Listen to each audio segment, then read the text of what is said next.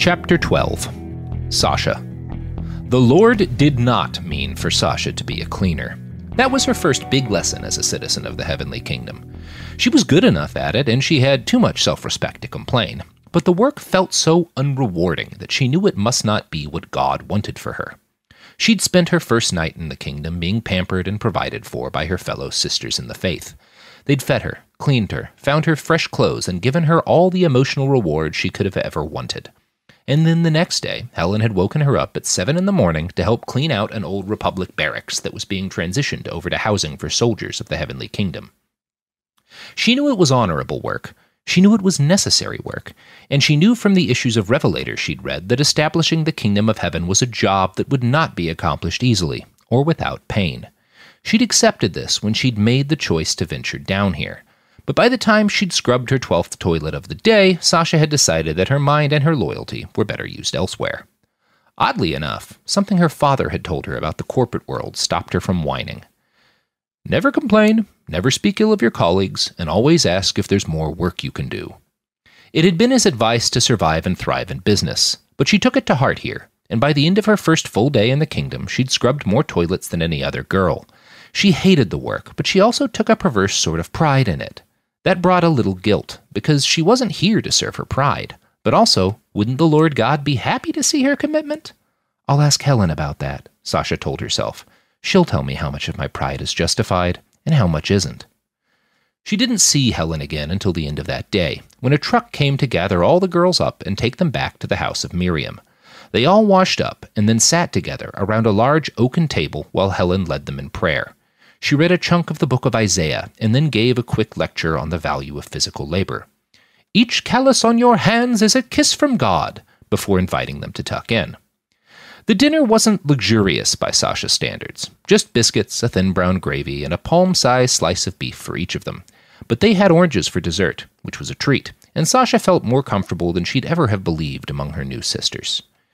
Caroline had fled from Florida, North America's bananaist republic. She'd been shot in the arm making her way to the Heavenly Kingdom.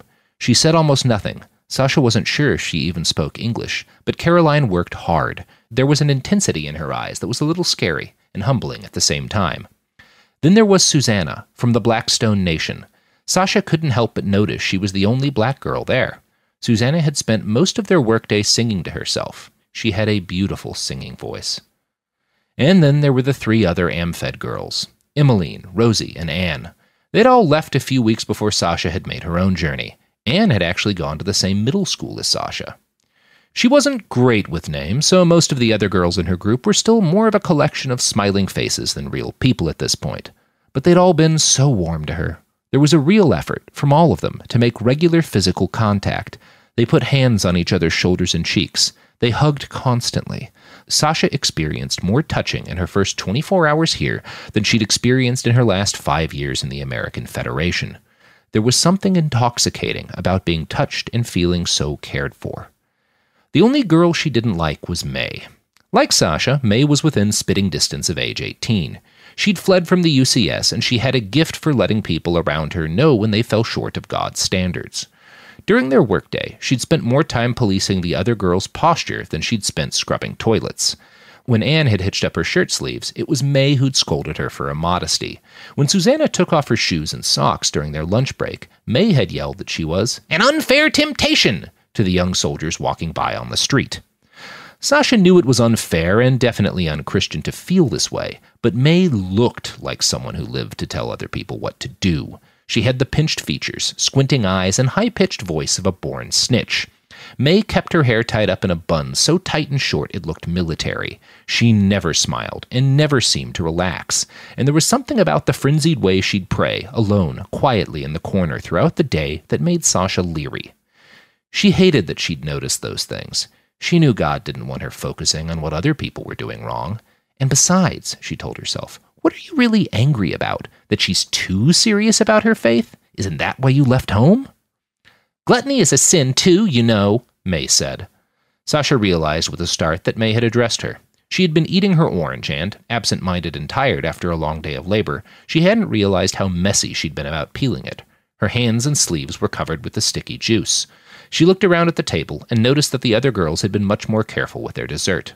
Sorry, Sasha started. I wasn't thinking. May rolled her eyes and started to say something else, but Helen cut her off. It's quite all right, dear. None of us is perfect. She cast a reproachful eye at May. And we all lose ourselves in thought sometimes, especially in the wake of great change. The Lord understands. She looked out to the rest of the table, with a gaze that seemed to take in each of the girls collectively and individually. Then she spoke. We are all here because we recognize the primacy of God's word on earth, but we are no more perfect and no more beloved by our Lord than the enemies we face.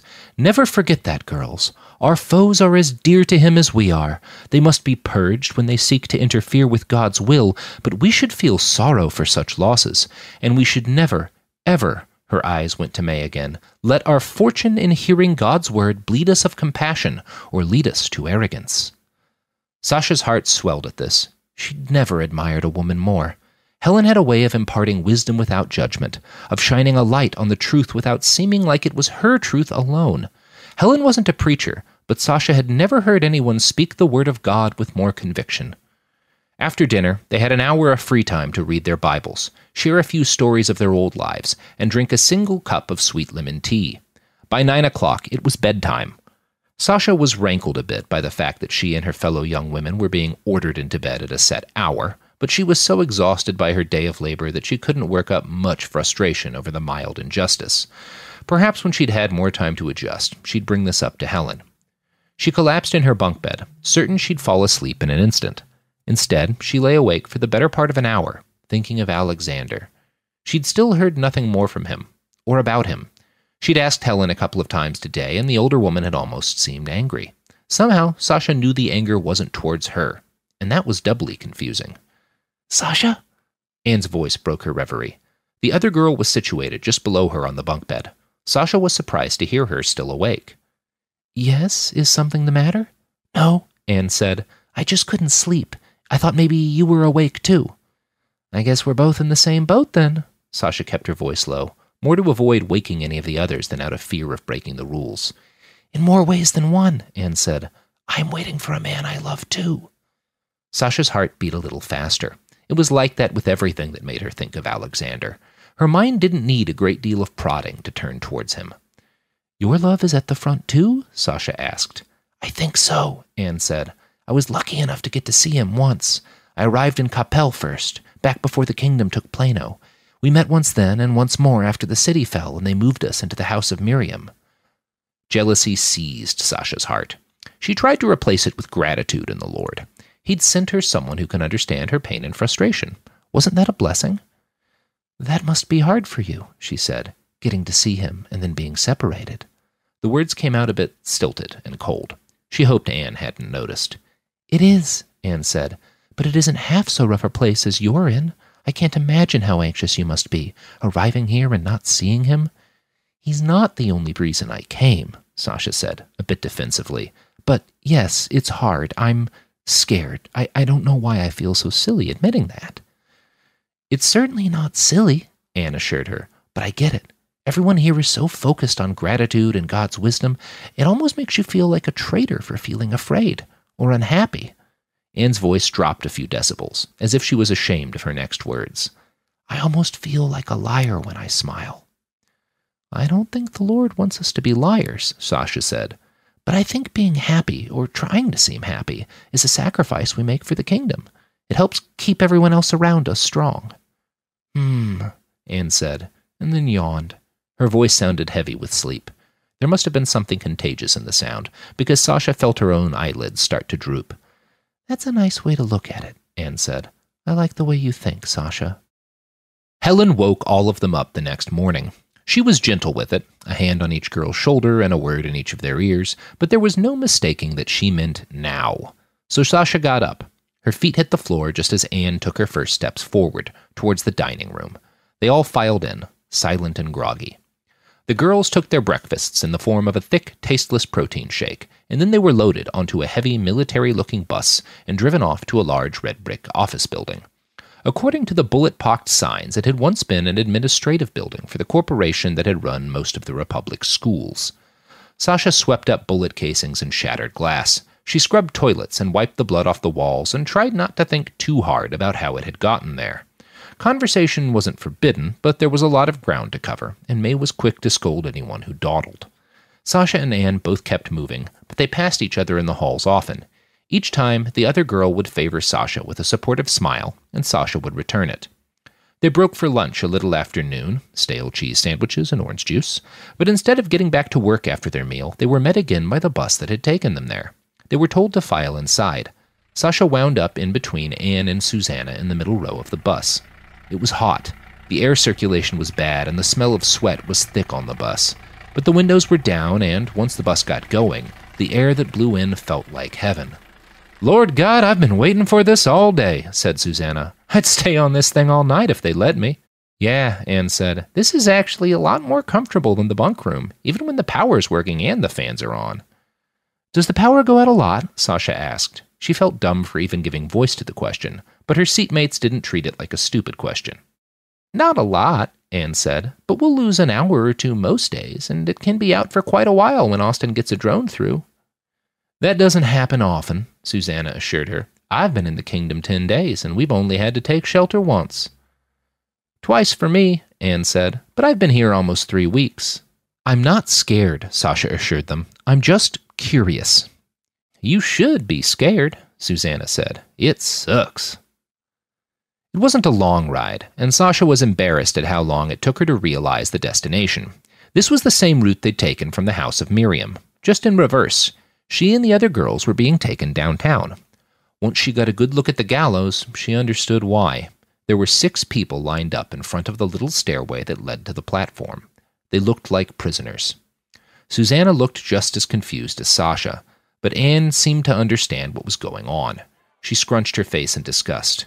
"Oh no," she said. "I hate it when they make us watch this."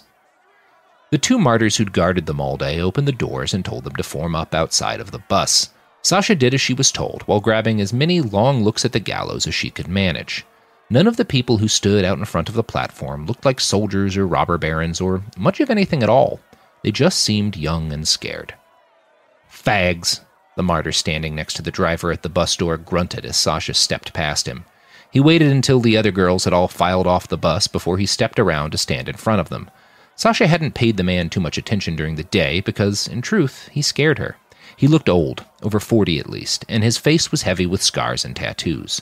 There were faded blue crosses inked on each of his forearms. There wasn't much skin visible under his armor and helmet, but the skin she could see was tanned red like leather. His eyes were cold and seemed fixed into a permanent squint. When he addressed the group, it was with a voice that sounded like it came to them through a filter of gravel and glass. "These people," he said, and spat after the word people, "are gender traitors." There were a few gasps from among the crowd. He continued, "It took us a while to crack into the Republic's old files, but we finally got a list of all the fags who refused to accept their God-given gender.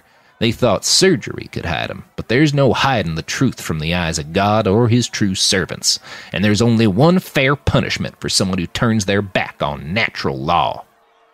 Sasha's heart started to pound.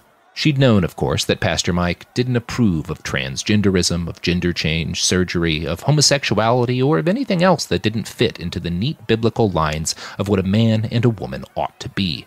But he'd always phrased his objections with such compassion. Queer and trans people weren't monsters deserving of death. They were victims of the fallen secular world, same as anyone else. Sasha agreed they needed re-education, but this... The crowd, perhaps 300 strong, cheered as the prisoners were led up to the gallows. Sasha's heart beat like a bass drum. She couldn't hear anything else. The voices of the crowd, of her sisters, faded behind the beating sound of the blood that coursed through her head. But her eyes continued to work, and she watched in horror as they fit nooses around each victim's neck. The young people cried and screamed and begged, but the martyrs paid them no mind. Some of them chanted in tongues while they prepared the killing machine. Sasha saw joy in their eyes. She found it revolting. Before long, they'd finished their preparations, and 6 people were strung up on the gallows before the brazen cries of the crowd. Sasha didn't think it was possible for her heart to beat any faster, but it kept speeding up. She felt lightheaded and nauseous, and a little like she needed to go to the bathroom.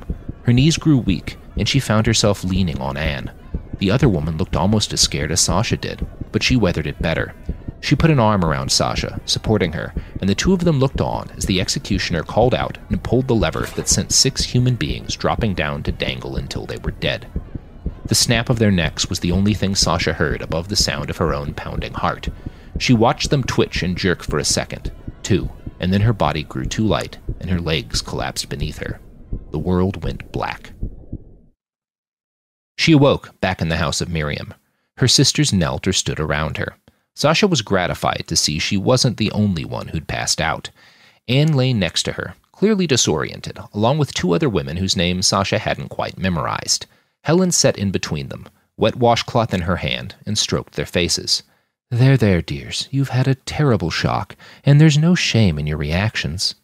"No shame?" May spat the words. There was a glow to her face, and a manic glint in her eyes. "Ma'am, with all due respect, I don't know how these girls can call themselves committed to the heavenly kingdom if the sight of divine justice hurts them so much." Sasha saw anger in Helen's eyes, but the older woman didn't let it carry over into her voice. Instead, she fixed May with a cool gaze and said in an even tone, "Miss May, one can believe in our Lord's justice and still regret the pain that comes with it. That does not signal a lack of devotion. It signals compassion, a trait Jesus Christ had in abundance." May frowned and pursed her lips, but she kept them shut for now. Helen turned back to Sasha and the other girls who had fallen. "Death is never easy to witness, girls. It should be a horrible thing to witness," she glanced back to May. "And we should all be worried if a day ever comes when we can see such violence without pain in our hearts. But these are dire times. The world has fallen too much for pacifism to bring back the rule of God, and so we must use violence. Do you understand?" Sasha nodded. She heard the other girls give stuttering, hollow replies. Even the girls who'd managed to stay standing looked shaken.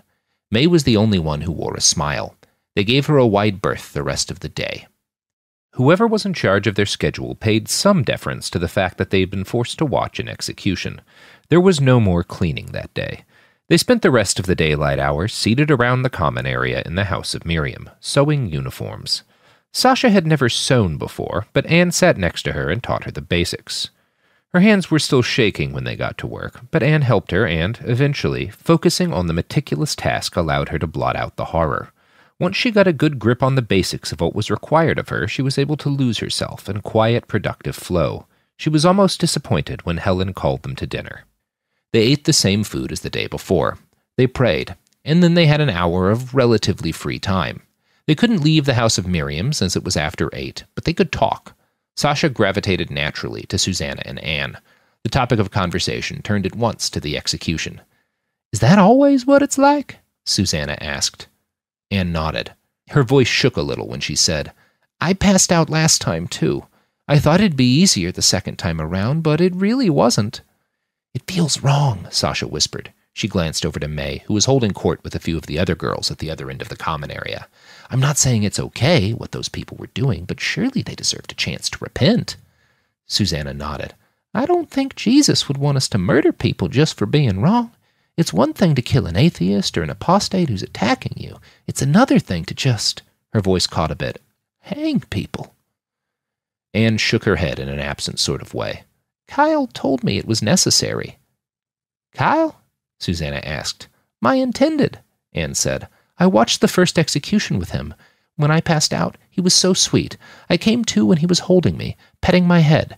Anne's eyes shone with love, and Sasha had to fight hard to keep the jealousy from her own face. "He explained that the heavenly kingdom couldn't afford to re-educate the fallen. They are too many, and we are too surrounded. If someone is capable of changing, God will know, and he will ensure they get their just reward in heaven." Sasha was not entirely convinced, but she also wasn't willing to argue with Anne. It felt a little dicey just admitting her continued discomfort with the executions. So she stayed quiet, and the talk turned to more comfortable matters. What they expected from the next day's work, and what sort of lives they'd lead when the fighting was over, and they were settled down with the gallant warriors they knew they'd marry. Soon the girls all filed off to their small, snug beds. After a long day of work and stress, the bed felt so good that it made Sasha feel guilty. Alexander was fighting right now. He'd surely seen more death than she had, and he didn't have the option of fainting or crying about it.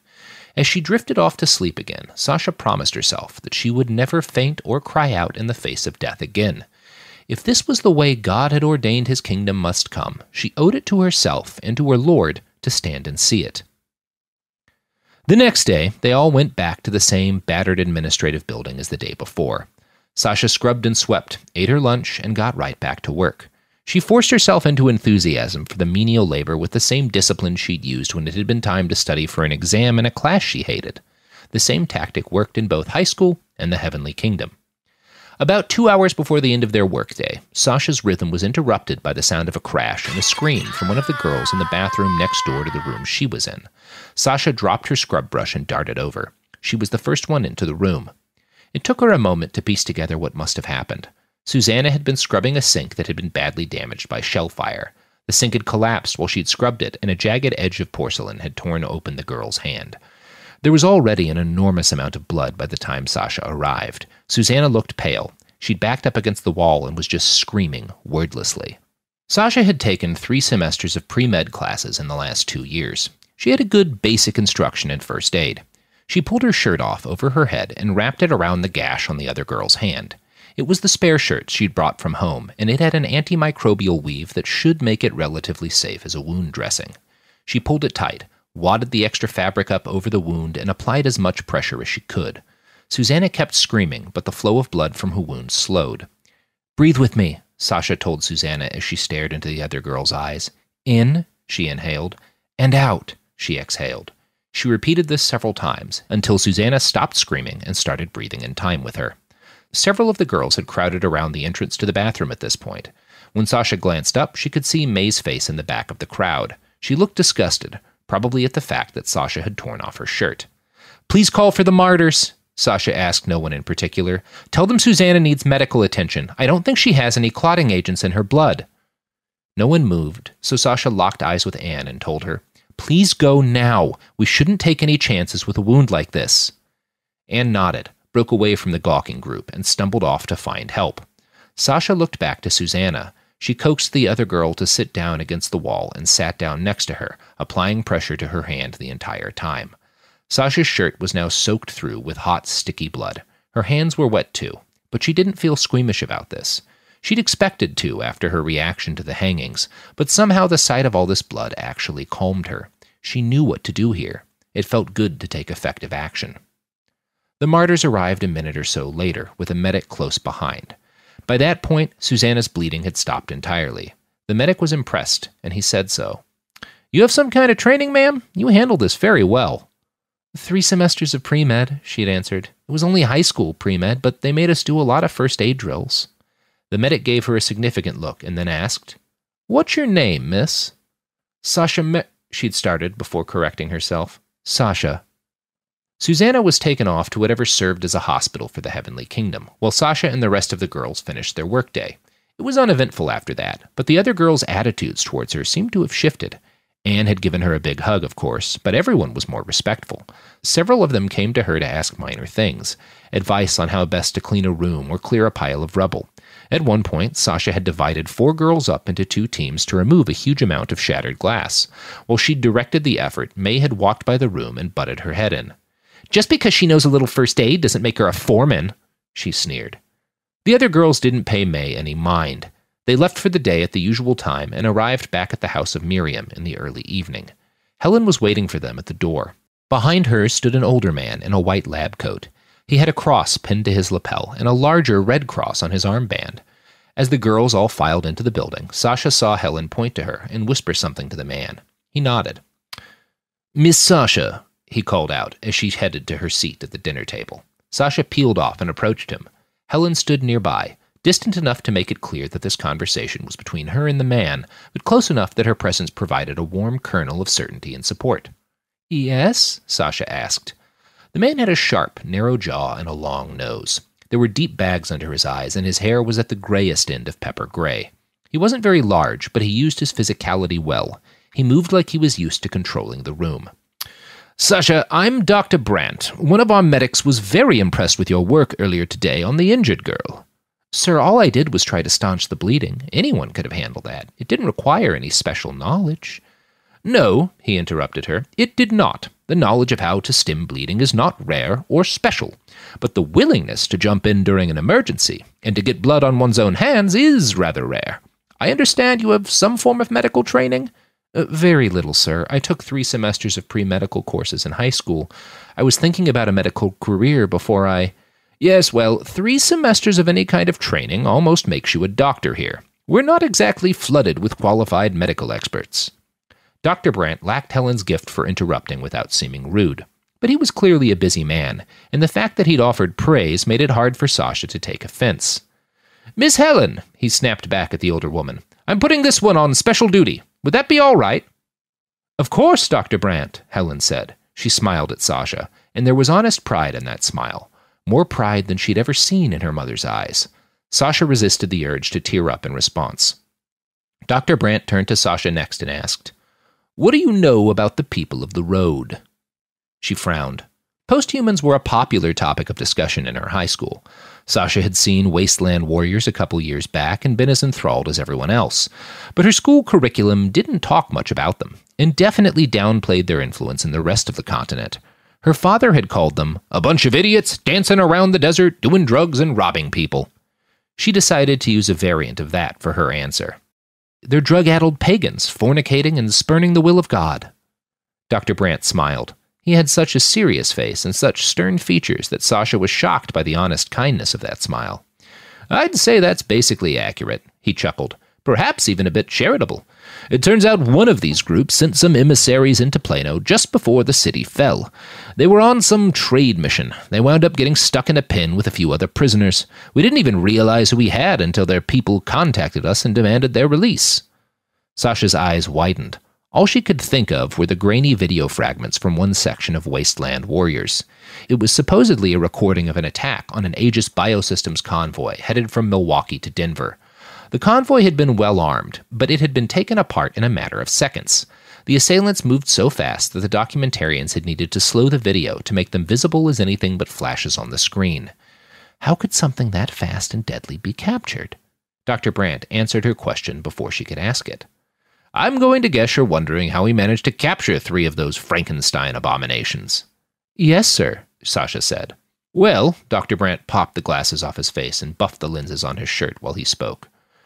Most members of any given group aren't quite like that. Oh, they're all pagans or atheists, just some kind of heathen. They have a lot of aesthetic modifications, LED tattoos and body lighting and some sensory upgrades, but few of them have military-style implants.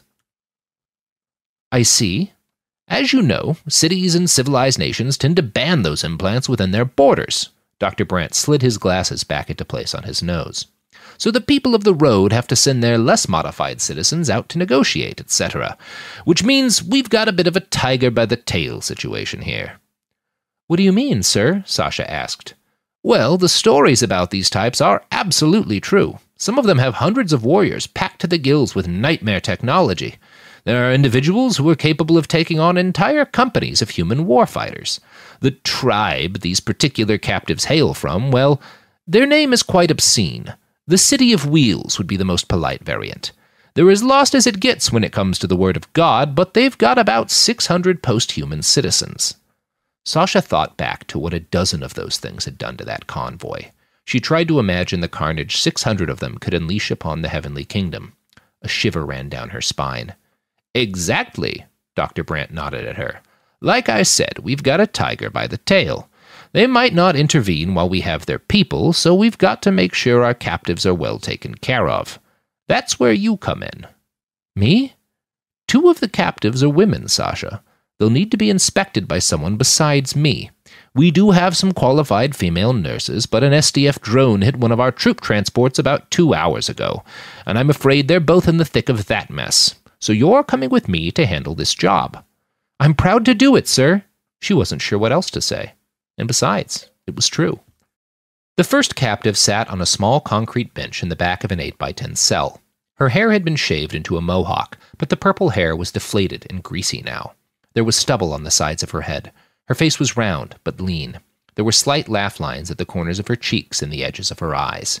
She wore a sleeveless purple and black dress that was, by now, filthy. Her arms were covered in a strange series of tattoos, dozens of branching lines that each terminated in a box. They looked almost like circuit diagrams. Sasha quickly realized that each box held a little LED screen. Most of the screens were set to a dull red color, but once she stepped into the women's cell, they flashed bright orange. The woman looked up and snarled at Dr. Brandt. "The fuck do you want, shitbird?" She looked over to Sasha and then added, "Sorry, shitbirds." "Sasha," Dr. Brandt sighed, kneading the bridge of his nose. "Meet Marigold Fulton." "Jesus fucking Christ, what are you, 6-fucking-teen?" Marigold said to Sasha. Then she looked to Dr. Brandt. "That's fucked up, man." Dr. Brandt winced at both curses. Sasha glanced down and saw that his right hand was balled up into a fist and clenched tight. "Marigold, this is Sasha," he said through gritted lips. "She'll be performing your intake exam. We need to make sure you're uninjured, uninfectious, and not hiding any weaponry. I would recommend compliance." "Your kind always do," the woman spat back. "Sasha, you've got this." Dr. Brandt gave her a curt nod, turned on his heels, and headed back out of the cell. There was an armed guard just outside the cell. As Dr. Brandt had instructed, Sasha pulled a long privacy screen out from the far end of the wall and clasped it to a set of hooks on the other end. The captives were being held in the old Plano jail, which made this one of the rare buildings in the Heavenly Kingdom being used for its intended purpose. Sasha was grateful for the privacy screen. She was also unbearably nervous about what came next. "I'm going to have to ask you." In one smooth motion, Marigold pulled the dress up over her shoulders and off of her body. She wore nothing underneath it. Her pert breasts, her little belly, her pubic mound, and its shock of purple hair were suddenly just there. "You gonna do your job, or are you just gonna stand there and Jill off?" Marigold asked. What, Jill?" Marigold gave a harsh laugh. "It's a synonym for masturbation. Lady masturbation. You don't do that, do you, sugar? I'm gonna guess the Heavenly Kingdom frowns on girls having fun without the help of boys." Sasha grimaced. "The Heavenly Kingdom doesn't frown on women having fun, but it does encourage self-control. Master, what you're talking about, it's a distraction. It's worldly." Marigold whistled in mock surprise and said, "Spoken like a lady who truly needs an orgasm. What I need to do is draw some of your blood and some of your saliva, and then perform a cavity search." Marigold's lips curled up into a cat-like smile. She opened her legs. Sasha had seen other women's vaginas before, but only in textbooks and movies. This was the first time she'd found herself staring directly down the barrel of one, so to speak. She gulped. "Ah, darling, am I your first? Don't be scared. I got some crumb in me, but I never wound up putting defensive teeth in there. Now, my friend Topaz." "Stop. I know what you're trying to do. Just stop." Sasha hadn't thought the woman's smile could get any wider, but it did. "And what am I trying to do, child?" "You're trying to fluster me, to distract me.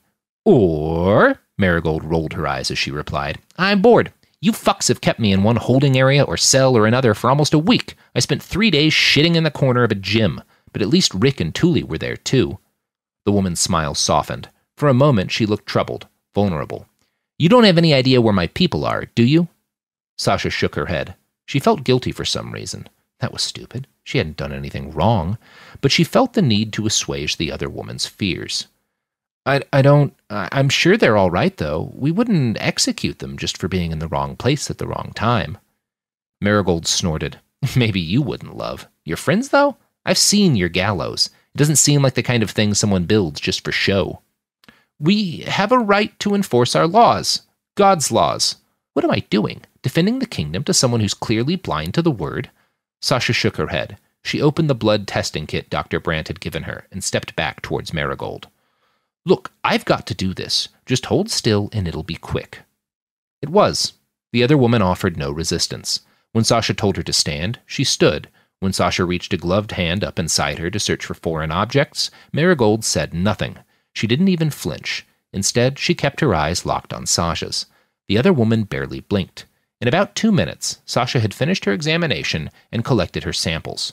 She started to step back, but Marigold's hand shot out, whipped fast, and grasped her around the wrist. "Listen." Sasha stopped and listened. She wasn't sure why. It was something about the other woman's tone. She'd heard the term command voice before. Sasha hadn't understood what that term meant until now.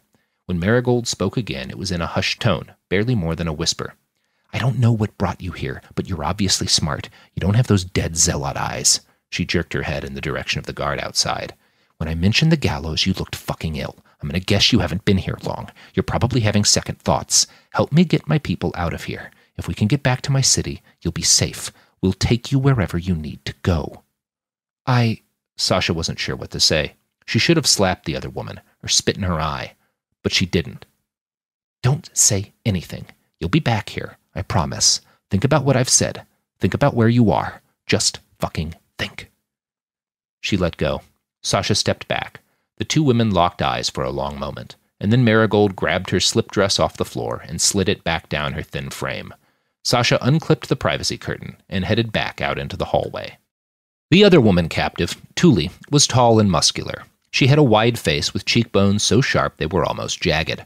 Her skin was a dusky brown. Her eyes were alert and moved rapidly between Sasha, Dr. Brandt, and the guard who led them into the room. "Her name is Thule," Dr. Brandt said, "and she's probably going to threaten you. Pay her no mind." He turned away and left, while the guard stayed behind and kept a close eye on the tall woman. Sasha was scared to approach Thule at first. The woman's forearms were corded with muscles, and she had biceps that looked as broad as Sasha's thighs. But the woman didn't move an inch or say a word the entire time Sasha worked on her. Thule didn't even blink. She complied to every one of Sasha's requests without eye contact or any other form of acknowledgement. The woman seemed dead to the world. Somehow, Thule's quietness and seeming stupefaction were more uncomfortable than Marigold's aggressive words. Sasha finished her work in short order. Once the last vial was sealed and her gloves removed, she took a final look at the captive. "I hope you get back to your home soon." Sasha immediately regretted the words. "This woman is the enemy. Why would you try to comfort her? She won't even look at you." Thule let out a dull laugh. She had been so silent earlier that it shocked Sasha. The other woman turned her head and stared at Sasha. "I will return home soon, and fire and blood will come to this place because you've held me here. You're a dead woman walking. Enjoy the last beats of your heart." Sasha didn't know what to say. What could you say to that? So she took her samples and left. Dr. Brandt dropped her off outside the house of Miriam and told her he'd send a jeep out tomorrow morning to take her to the hospital. Sasha thanked him and headed inside. The other girls were already almost finished with dinner when Sasha sat down and joined the group. She gave a quiet smile to Susanna and nodded at the other girl's bandaged hand. When dessert, a banana this time, was over, Miss Helen took Sasha aside while the other girls broke off to read their Bibles and drink their nightly tea. "I have some news for you." "Yes, ma'am?" Sasha asked.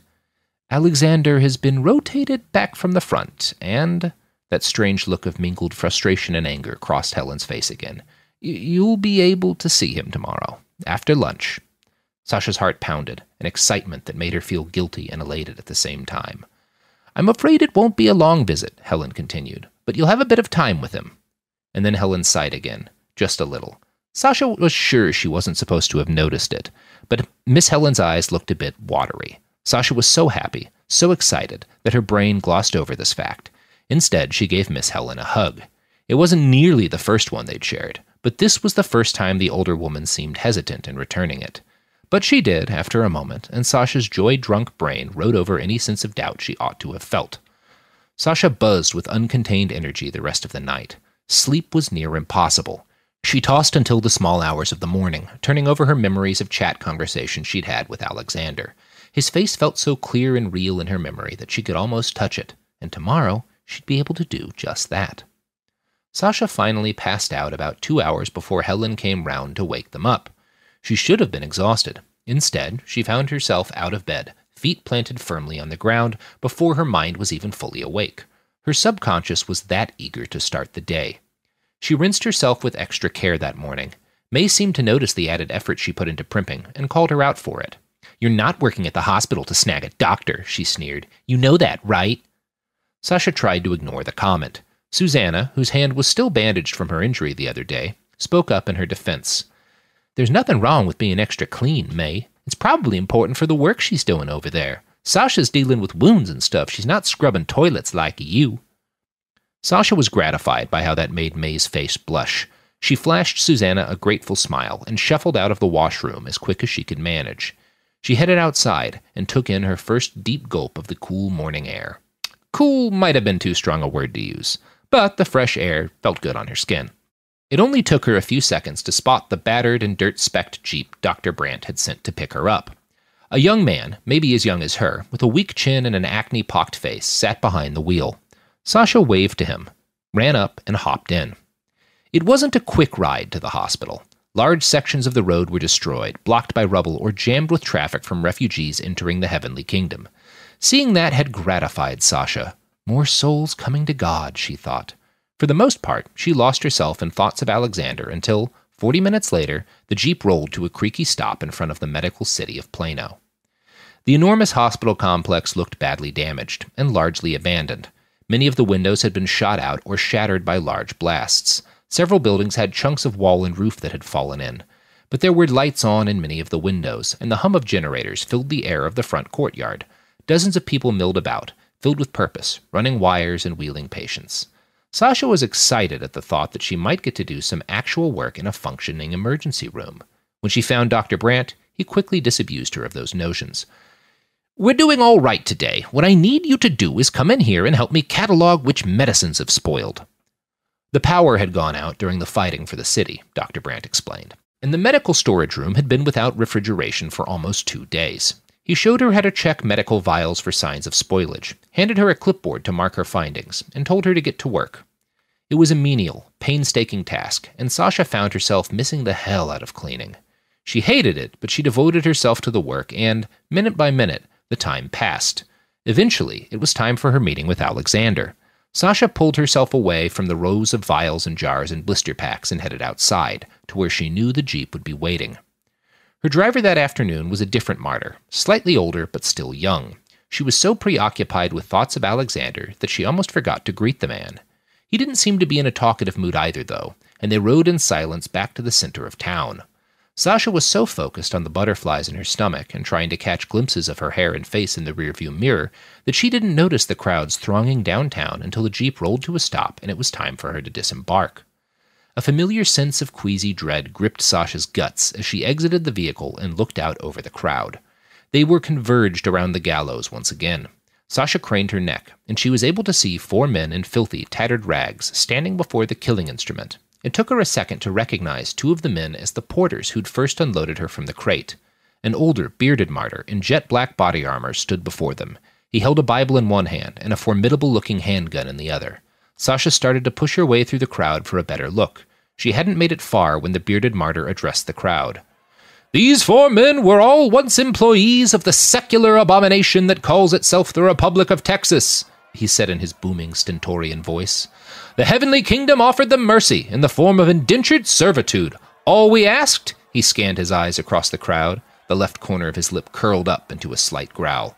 "All we asked for was their honest, obedient labor, and they repaid this mercy by stealing food and supplies meant for the heavenly kingdom's brave soldiers." He lifted his big pistol up into the sky and fired off 4 shots in quick succession. "These men stole from God! There is only one proper punishment for such a sin." He turned back towards the gallows and nodded at a hooded martyr who stood behind him with a hand on the thick wooden lever that operated the whole grim apparatus. The other man pulled downwards, and the 4 bodies on the scaffold dropped with a sickening chorus of snaps. Sasha felt her stomach turn sour. This time, though, she watched. She didn't take her eyes off the gallows until the last man had ceased his twitching. "It's not a pleasant sight, is it?" That voice. Sasha recognized it immediately. It was the voice she'd heard 100 different times over her deck, hidden up in her room back in the Amfed. It was the voice of the first man she'd ever really loved. It was Alexander. Sasha turned around, and her heart nearly burst at the sight of him. He was tall, broad, and muscular in a way that somehow seemed comforting and not scary. His mop of curly brown hair, lopsided smile, and round, permanent jawline were all exactly as she remembered from their dozens of chat sessions. He wore olive-green fatigues that looked stained and burned in a few places. His hair was greasy, and there were great big bags under his eyes. But he was here. He was real. She collapsed into him. Before she realized it, she'd started to sob. "I love you, I love you, I love you, I thought you were dead, I love you." He hesitated for several long beats before he returned her embrace, but he returned it with gusto. His hands crept down, from her sides to her buttocks. He squeezed her. It was a gesture she'd fantasized about several times in her weaker, more carnal moments. It was not something she'd expected a godly man like Alexander to do out in public, surrounded by people, in the immediate aftermath of an execution. Sasha pulled back and coughed in surprise. She didn't say anything, though. She didn't want to mar their first meeting with that. And she also remembered something Pastor Mike had written in Revelator, that the beastly nature of man must be salved by the goodness of women. Alexander had just spent several days up at the front. He must have seen terrible things. It was understandable that his self-control would not be at its peak right now. Still, she didn't like the way he looked her up and down. There was something of the wolf in his eyes. It was not the look she'd dreamed of seeing. But then he spoke. Sasha, I'm so proud of you. I didn't know if I'd ever get to see you here. I wasn't sure if you'd be willing to truly commit yourself to our Lord, but I prayed that you would, and now, by the grace of God, you're here, and you're even more beautiful than you looked online. Sasha blushed. How could she not? Look, he waved a hand towards the gallows and the bodies. Things are still sort of a mess around here, but I know one cafe nearby is up and running again. I've got enough ration tokens to get us both a cup of coffee. What would you say to that? I'd say yes, she smiled at him. Her earlier reservations dissolved as she took his hand and followed him down the street, past the gallows and the dispersing crowd and towards the cafe. In a minute they were there. It was a small place. One rectangular room with a coffee maker, a half-dozen tables, and an outer patio area with another half-dozen tables. There was a generator, power and air conditioning inside, so they sat there. Alexander ordered them 2 large cups of black coffee. He sat down while he waited for their order and stared into her eyes. She stared back. For a while, that was all they did. It's so good to see you, Sasha said. I've been working at the hospital and I've seen so many wounded men. I couldn't stop thinking I was going to see you in one of those beds, broken and bleeding. He smiled at her. Then he reached his left hand out and sat it on top of hers. Sasha shivered. She couldn't help it. Things stirred inside her. She felt a sudden, powerful urge to possess his body, to hold him and squeeze him and be explored in turn. She clamped her mouth tight and focused on trying not to give all her thoughts away through the blush in her cheeks. Sasha, he said, it brings me such joy to see you here. And don't worry, I know the situation at the ladies' barracks is rather primitive, but I'm talking to my commanding officers.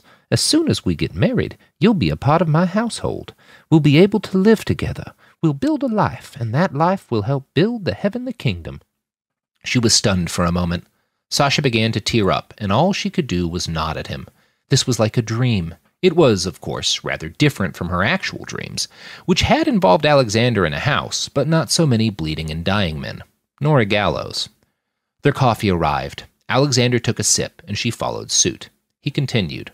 I know you're working at the hospital now. I'm sorry about that. I'm sorry you had to spend so much time scrubbing toilets. As soon as I can get you off those duties, I will. Oh no, she interjected. I love working with Dr. Brandt. It's important, and I want to do my part to help the kingdom thrive.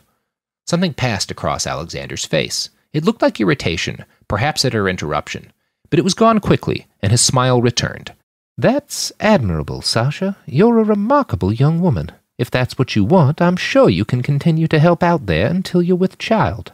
With child? Sasha felt guilty for the horror in her voice. Of course she wanted children, she just didn't want them now, or particularly soon. Alexander nodded. We must be fruitful and multiply so the heavenly kingdom can remain and expand. His smile was so warm, so kind. I know you've read more of Pastor Mike's writing than I have, Sasha. You're a very smart girl. But God made you to bring forth more children. You wouldn't want to delay your purpose, would you? Maybe a little, she thought. No, she lied. Good, he smiled again. And don't worry, you won't have to do it alone. Malia already has a child, and Adelaide's 2 months pregnant. They'll help you too. The world stopped. At least it did for Sasha. She could tell people were still moving around her, but Sasha's reality had shrunk to the pounding sound of her heart and a twisting in her gut. Adelaide and Malia? Alexander gritted his teeth. There was something almost practiced in the way he said what came next. Adelaide and Malia are my wives, as you will be.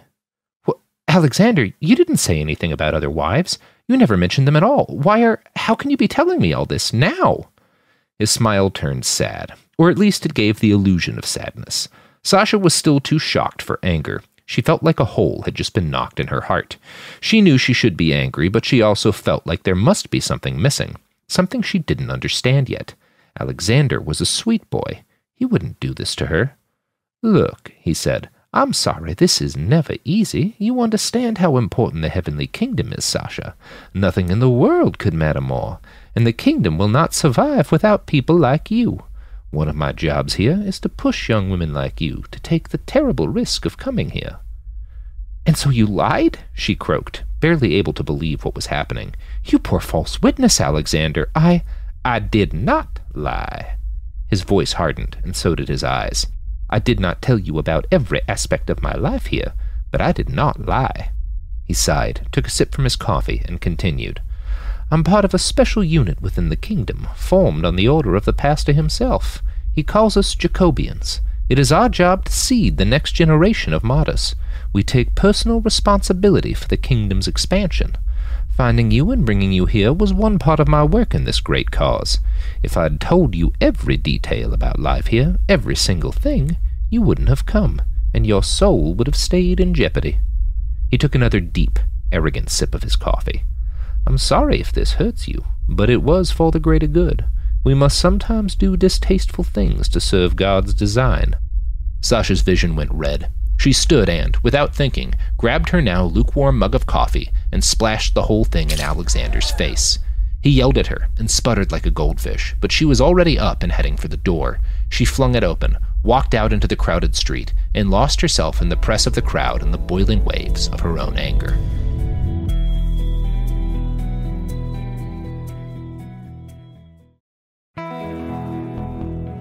Chapter 13.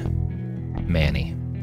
Manny woke up feeling like his mouth was filled with cotton and his head was filled with spiders. It took him a few long seconds to remember where he was and what had happened to bring him here. He activated his deck and was shocked to see that more than a day had passed since he dropped into bed. His first guess was that he was suffering some side effect from Skullfucker Mike's blood. He couldn't think of any other times he'd slept that long, although he also couldn't think of any other times he'd survived a drone attack and an intentional car crash in the same minute. "Merde," he cursed, and then called out, "Reggie?" He looked over to the cot the journalist had been sleeping on. It was dark in the little room Nana Yazi had provided. He could see the outline of Reggie's empty cot and not much else.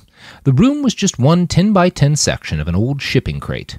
Manny knew the only things in the room, besides their cots, were a table with a built-in coffee maker and a pair of folding chairs.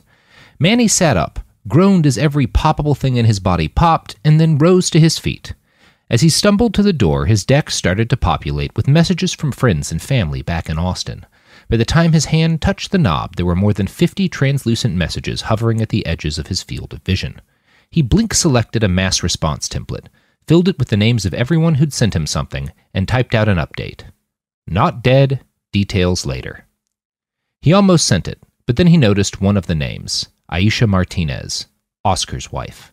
He could only see the first few lines of the message without opening it, but what he saw made it clear she was terrified for her husband. Manny deselected her from the list and sent the mass message off to everyone else, and then scrolled through his messages until he found Oscar's message stack. The other fixers still hadn't said anything, not since the assault had begun. Manny opened up Aisha's message. He tried to read it, he really did, but his brain wouldn't let his eyes focus on the words.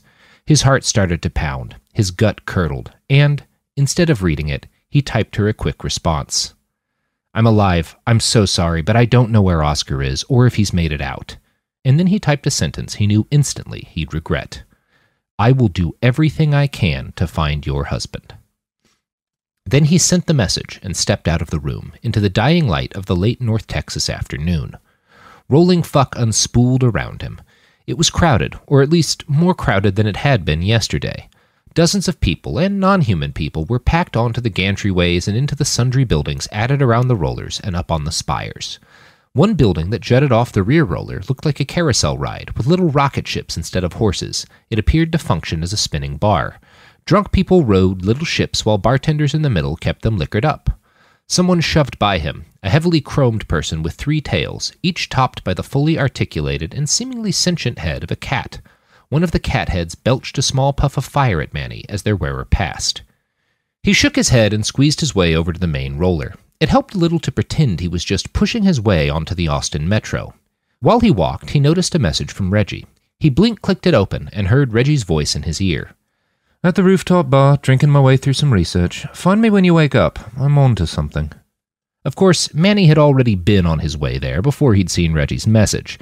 That was the simple reality of British journalists. If it was possible for one to be drinking, that's what they'd be doing. The walk took about 10 minutes. He crossed a combination of gantryways, staircases, and even one webbed net. The bar was packed when he arrived, but it was easy enough to pick out Reggie. Both his holographic screens were up and active on the bar top in front of them. He was seated next to Skullfucker Mike, and they were deep in conversation when Manny walked up. "Hey, brother," Reggie said. "You've been out for a long time." "Yeah," Manny said. "Nothing like that's ever happened to me before. How long were you out?" The journalist thought for a moment and then answered. "I'd guess like a day," he said. "Mike told me that's not weird." "Yeah," the Chrome Man chuckled. "All medicine's got side effects. My weird-ass blood's no different. Y'all cute little humans ain't made for it." Skullfucker Mike and Reggie were both clearly drunk, and just as clearly not as drunk as they planned to be by the end of the night. Mike flashed a grin at Manny and offered a hug that the fixer accepted awkwardly. "Guy, it's good to see you," Mike said. "I gotta tell you, I'm kinda jealous of your nap. I miss sleep like that. With all this chrome in me," he waved a hand vaguely over his head, "I can't get exhausted like that anymore. You miss it when it's gone. I gotta drink like 30 of these fucking things." Mike gestured to the half-full drink in front of him. It looked like a piña colada, a strange, incensey odor wafted up from it, just to pass out like a normal person. Reggie was drinking the same thing. He offered his half-full glass to Manny. "These things are the best, man. Vodka and opium coladas." "They got a little bit of THC in them, too," Mike added in a high, sing-song voice. Manny waved them off. "I'm good, thanks. I just woke up a minute ago. I probably shouldn't immediately take 3 different drugs." Reggie and Skullfucker Mike both looked at him like he was an alien. "Weird," they said at the exact same time. Mike laughed, and Reggie looked back at his screen as a push notification popped up with a cheery "Shitting tits," he cursed. Manny and Skullfucker Mike leaned into the screen. The notification was a newswire update with a journalist who must have been embedded with either the SDF or Austin's forces. The title said it all. "As the Heavenly Kingdom prepares for another assault, SDF and Austin abandon Waco." "I'm not surprised they're pulling out," Mike said. "Your people are good enough fighters on a normal day, but the SDF's built to dominate a bunch of squabbling militias. They were never going to hold off a sustained assault from a real army." The sleep was fully banished now. Manny was awake, and the gravity of what had happened over the last few days sank in again. Hamid and Deshawn were probably dead. So was Mr. Perron and Oscar. Oh, holy shit, what am I going to tell Aisha? And then the darker, more selfish thoughts. Am I going to have time to fly out of Austin? How the hell did the martyrs turn into a real fucking army overnight? He asked, with more fear in his voice than he meant to display. "Well," Reggie said, as he gestured to a series of curated social media posts from people in and around Ciudad de Muerta, "best as we can figure, they sort of stole most of the Republic's army. There are reports of entire units of Republic soldiers, thousands of fighters, turning at once." He gestured to a live updating political map of Texas. It was a map Manny consulted regularly. The Heavenly Kingdom's territory was outlined in red. There was a lot more red on the map today. It seemed impossible that... "Son charados," Manny breathed. "Galveston?" "Yeah," Reggie gave a grim nod. "Fell about 10 hours ago. Heavenly Kingdom's pushing into the Lake Houston suburbs right now. They're holding position in Dallas, though, digesting their gains still." "Ain't gonna be long before they hit Austin," Mike said. "Maybe a week, maybe 2. Manny stood there for a moment. He thought about his father, his friends. He thought about the house where he'd grown up and the view of Austin sprawl from his roof. He imagined Golden Cross banners flapping in the breeze above burnt-out buildings. He pictured gallows filled with people strung out along 6th Street. A knot of nausea started to build in his belly. "What will you do, Emmanuel?" He heard Mr. Perron's voice echo in his conscience. Manny shook the dead man's words away. "I need to get back home," he insisted. "Is there some way you can get me a ride?" Skullfucker Mike took a long pull from his drink. He squinted at Manny, and the chromed man's eyes focused. One iris looked a lot larger than the others. Mike swayed a bit in his seat, but he seemed lucid. Mostly. "And what are you gonna do in Austin?" he said. "Pick up a gun and die fighting? Unless you're hiding some serious mods under that skin, I don't think your help will make a rat's shit worth a difference." "I know, I'm not going there to fight. I need to..." "What, fly away? Go to fucking California? Try your luck in Europe?" Mike shook his head. "You've got a chance to actually do something. Help us get our people out of Dallas, and we can fuck the kingdom's advance. Maybe even throw them back." Manny thought about it, sighed, and said, "I think I do need a drink." Skullfucker Mike nodded. He pointed over to a table lined with a dozen different beer taps. The normal stuff's self-service. I recommend the wheat haze. Pretty mild, but it's good for stock humans like yourself. Manny got up, grabbed a glass from a dispenser at the edge of the bar, and walked over to the beer table. Each keg had a thick strip of white tape across the front. The only details given about each beer were vague, almost illegibly scrawled names. Manny found 2 labels that both looked like they might say wheat haze. He picked one at random, then headed back to the bar and sat next to Reggie. Mike looked impressed for some reason. "Good choice," he said with a nod. Manny took a sip. It was really good, a mild pale ale with just a hint of sour. He leaned in and looked at the maps and scrolling updates on Reggie's screen. The journalist finished writing down a couple of notes and shook his head. "I'm really sorry, man. Truly." He gestured towards the live map. "This is so fucked." "You gonna stay here to cover the fall?" Mike asked. Reggie shook his head. He looked frustrated. "Got a message from my editor a bit ago. They're trying to work out an extract for me. Gonna send a team out here to drive me west to El Paso. I guess it's not safe to fly out of Austin right now, so..." He trailed off. The 3 of them drank in silence for a minute. Skullfucker Mike gulped down the last of his glass and ordered another, along with 3 shots of bourbon. Manny started to turn down the shot, but it was soon apparent that Mike wanted all 3 shots for himself. He downed them all in the space of around a second, belched loudly, and then returned to staring at Reggie's screen. "Fuck," he sighed out again. "Fuckity fuck. Manny was halfway through his beer when Donald Ferris approached. The old documentarian wore a burgundy velvet waistcoat underneath a slightly battered but well-tailored tweed jacket. He had a glass of probable whiskey in his hand, and the soberest eyes Manny had seen that day. "Hello there, gentlemen. Skullfucker Mike. Getting caught up on the latest catastrophes, are we?" "Yup," said Mike. "How you been?" The older man shrugged and took a seat at the table. He gulped his whiskey and looked down the table at Manny. It was strange to see an actual old person this close up. The creases on his forehead and around his lips were so deep they could have been carved with a knife. There were spots on him, a clear sign he'd taken no Juven treatments at all. His face had a deep, craggy richness that lent every word he said a certain vague majesty. Donald Ferris spoke, and Manny felt compelled to listen. "You can help this, you know. We're stuck negotiating with the kingdom now, and they are most recalcitrant. But the Fuckians..." "Wait a second," Reggie interrupted. "Fuckians? Really?" Donald and Mike exchanged a look, then a laugh. Donald replied, "This city's not exactly famed for consistency. Almost any collective noun you can think of would be appropriate." He took another sip from his glass and set it down on the bar top with a clack. Donald Ferris leaned in at that and eyed the glass as he rotated it around on the table. He tapped it again, smiled, and looked back up to the group.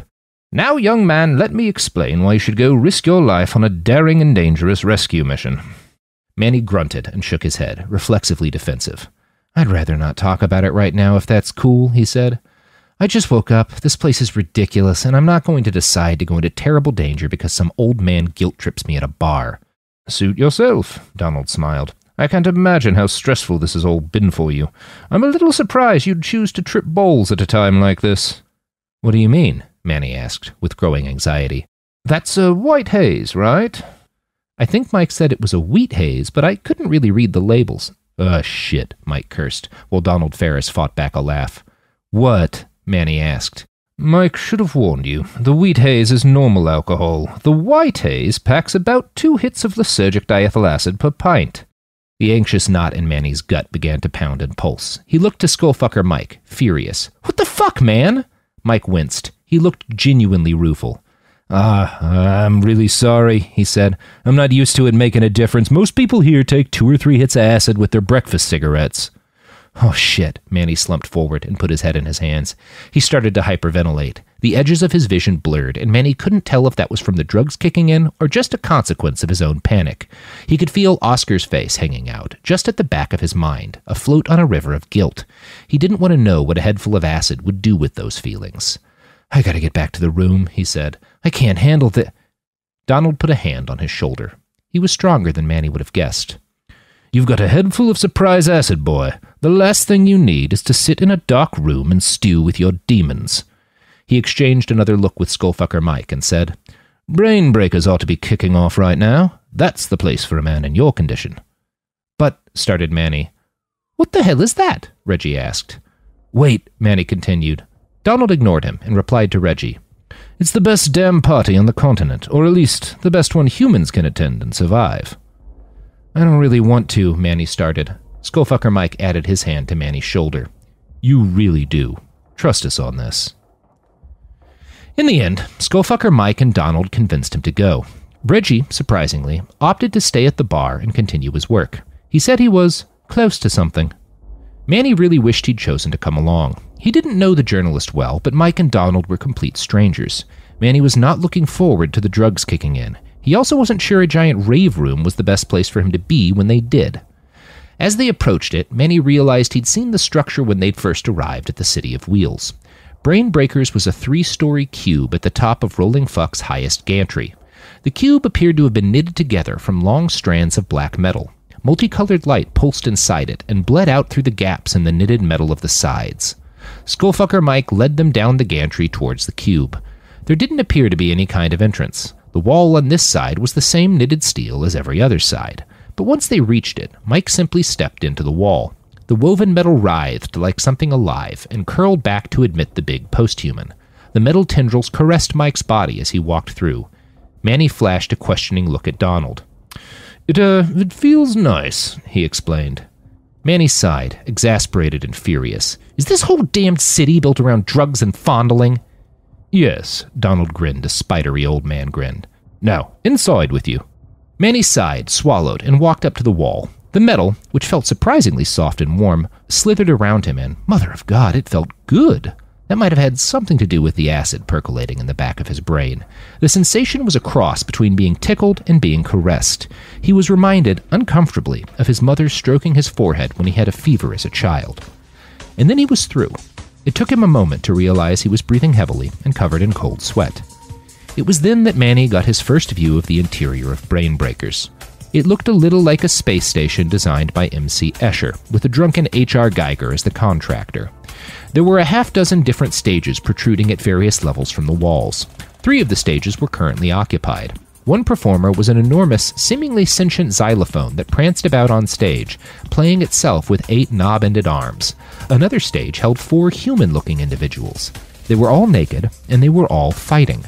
Manny watched in slack-jawed awe as they punched and bit and kicked and choked each other.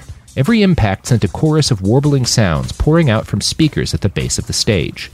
The longer he listened, the more hypnotic the music seemed. The 3rd inhabited stage held what looked like a normal DJ booth, with a presumptive person behind it.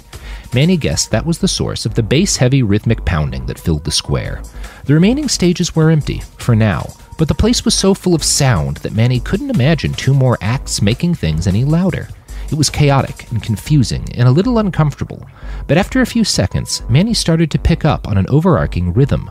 All 3 acts were making very different music at very different paces, but somehow it all tied together. The inner walls of the place were covered in projection art. Giant, human-sized silhouettes stalked the walls, floor, and roof. At times they moved so fast they looked almost like wisps of smoke. But here and there, one would stop long enough for Manny to get a solid look. He saw several different figures. A tall, muscular, but androgynous person. A small, lithe young woman. A broad, squat man with a bald head. They danced around each other, flittering up and down the walls. Their pace and the nature of their motions varied depending on the tempo and pitch of the music nearest to them. It was mesmerizing. Manny stared for what felt like minutes. The sensation of his body faded away from him, and his vision tunneled in on the dancing figures. Their dance had looked joyous and sensual at first, but the longer he watched, the more frenetic it seemed. The more danger he spotted in their jerking limbs, the arc of their necks, the uncontrolled way they spun round and into one another. Anxiety started to build in the pit of his stomach. And then there was a person beside him. Mike. Hey, buddy, he grinned. The other man's pupils were the size of dinner plates. He clenched and ground his teeth back and forth. Is it okay if I put a hand on your shoulder? Sure, Manny said, surprising himself. Cool, Mike smiled, and did so. His hand felt supportive, comforting. How you liking the party?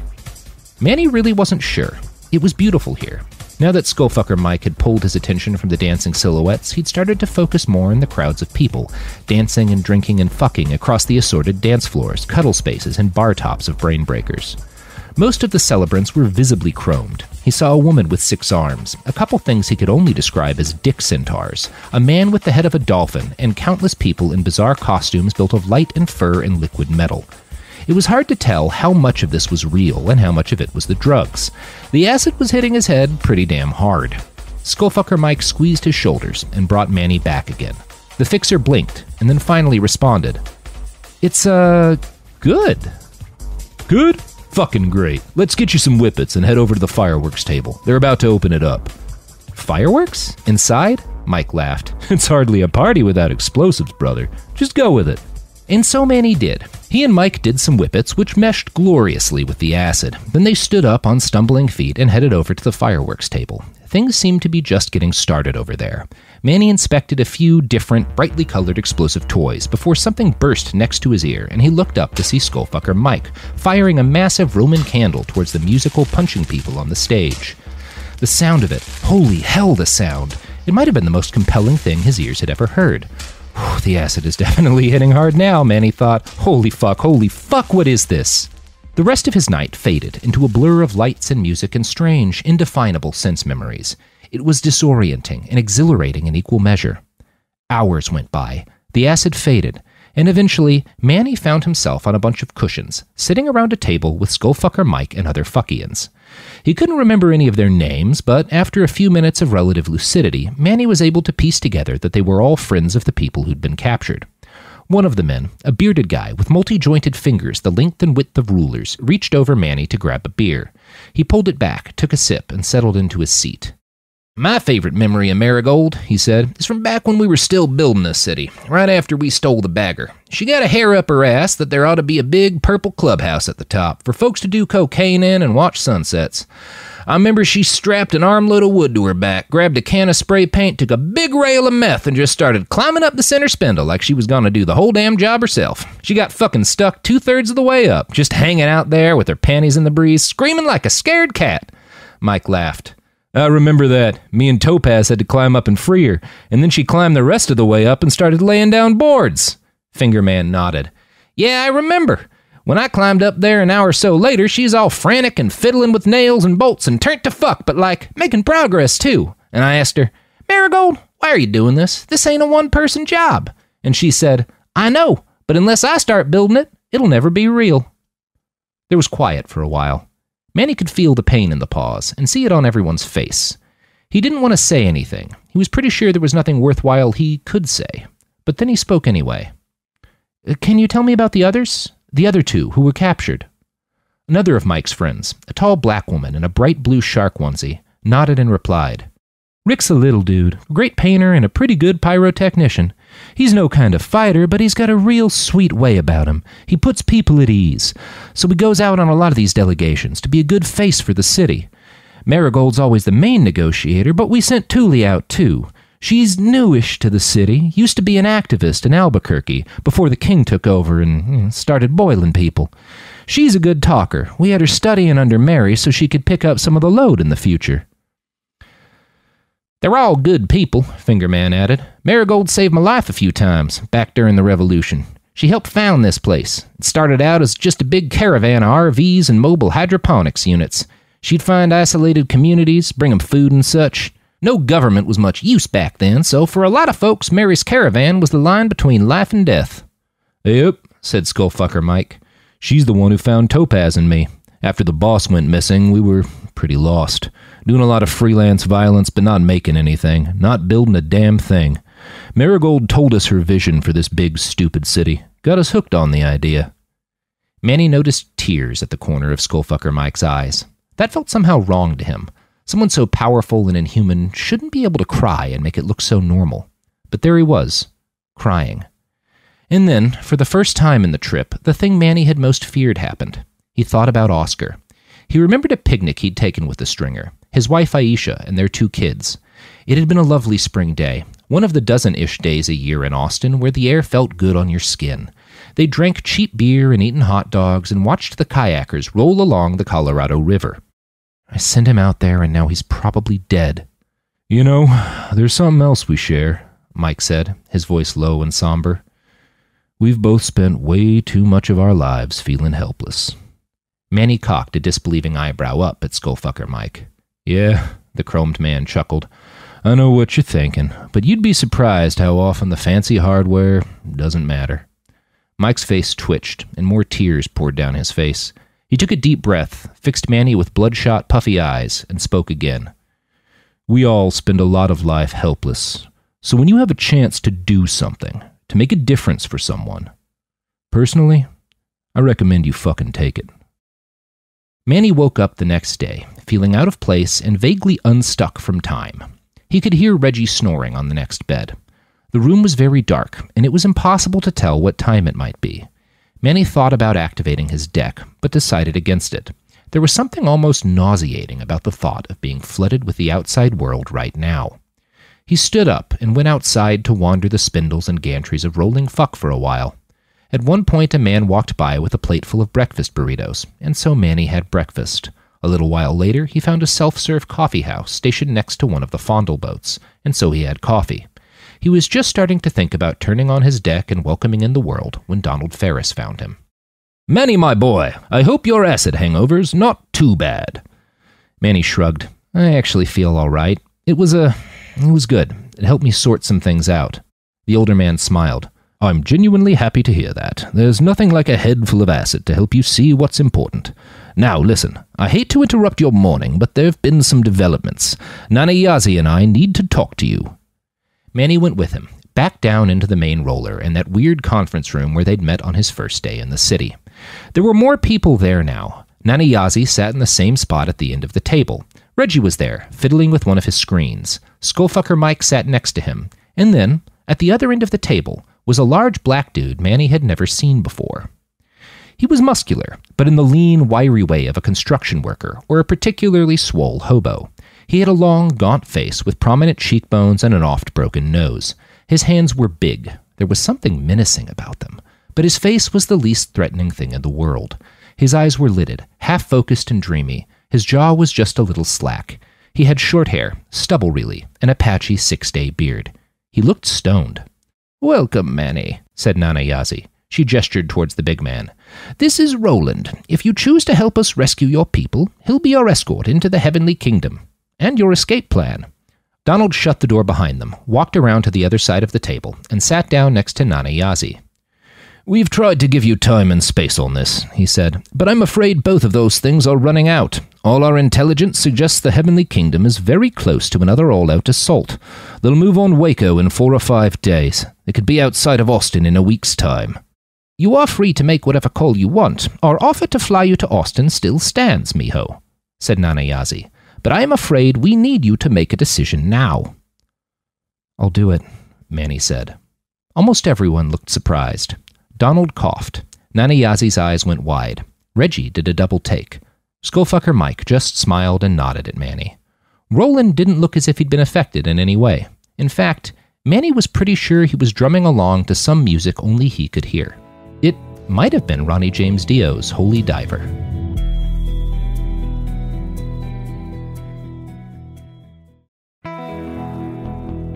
Chapter 14. Roland.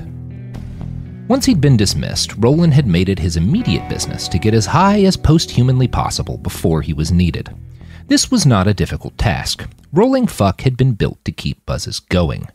The main roller's bar stocked an assortment of beers mixed with LSD, laudanum, dimethyltryptamine, and a half-dozen Shogun chemicals. Roland started off by sampling them all. He drank until the fireworks show in his head was indistinguishable from the actual fireworks outside. Are those real, or am I just fucking lit? Roland decided that answering that question wouldn't make him happier. He lost himself for a while and drifted from one of the fondle boats to a dance party in a field underneath the main gantry.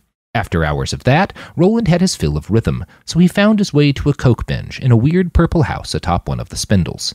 The rest of the night he spent testing the limits of his toxin filters and his tolerance for human contact. The latter came first. He abandoned the coke party and stumbled through Rolling Fuck until he reached a small booth with baggies of Umnulok, a DMT-based hallucinogen made from synthetically grown giraffe liver. Things got fuzzy after that. There was a fireworks fight on a spindle that caught a shack on fire. He downed a shitload of mescaline as the sun breached, and then, quite suddenly, it was afternoon, and he was lying on his back across the baking hot metal of one of the spindles. Skullfucker Mike stood above him, naked as the day he was born and holding some sort of frosty purple beverage in a large tiki cup. "Hey, man," Mike said as he took a sip. "Nana Yazi told me to find you. You straight enough to talk to people?" Roland nodded. He wasn't really, but he could sober up fast. Maybe sober wasn't the right word. His brain could flood itself with focusing drugs to offset the hallucinogens. And he had a vial of liquid methamphetamine somewhere in his pack. That might do the trick. Roland sat up, grunted, and waved a hand at Mike. Then he dug around in his pack for the vial. He found it and drained half. "All right, let's go," he said. "Let's go to the place and do the things." Mike helped him down the spindle. Roland's unsteady legs were proof that he'd managed to find himself a worthy drug binge. The satisfaction he felt from that mixed well with the initial meth euphoria. By the time they reached the conference room, he was wired as fuck and kinda wishing he'd picked a different drug to spin his mood. Roland sat down and eased into his chair. A short young Anglo fellow entered next and sat down on the opposite side of the conference table. He looked and smelled nervous. Roland paid him little mind. He was too jittery from the meth to want to talk. He decided a nice dose of some downers would help his situation and rooted around for his heroin kit. At that moment, another young man entered the room. He was short, Hispanic, and about 21 years old. Nanayazi embraced the kid. Skullfucker Mike clapped him on the shoulder. They started talking. The kid said something that seemed to surprise most of the people in the room. Roland half paid attention to all that while he loaded up his syringe and tied off his arm. He stopped when he realized everyone else in the room was staring. "Hey, something wrong?" he asked. "Roland," Nanayazi said in a warm voice as she gestured to the Hispanic kid. "This is Manny. He's going to be your partner for the mission. He grew up in the Republic, and he's a skilled negotiator. He'll help you blend in while you do your work." Cool, Roland grunted, and returned to his heroin. "Roland, if you wouldn't mind," Reggie was about to speak. Nanayazi's smile was as indulgent as ever. "He's uncovered something important about the Heavenly Kingdom. It might be useful to you." Roland shrugged. "Unless he's got a list of which bartenders in Plano make a passable whiskey sour, I can't imagine caring. But if you let me finish this," he jiggled the syringe in the air, "I might be able to at least pay attention. Right now, I'm way too methed out to focus."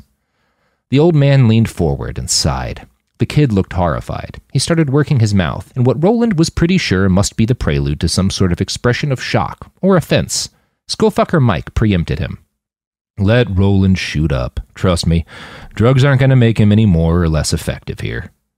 Roland grinned. Skullfucker Mike clearly knew him, even if he could only sorta remember Skullfucker Mike. He went back to tying off his arm and shooting up while the younger Brit stumbled into the start of his speech. "Yes, well, I've been going over the last few days of successful vehicle-based bombings on checkpoints from Galveston and Lake Houston and all across the Dallas-Fort Worth area. In total, I've identified 321 bombings that appear to have been carried out as part of this overall offensive.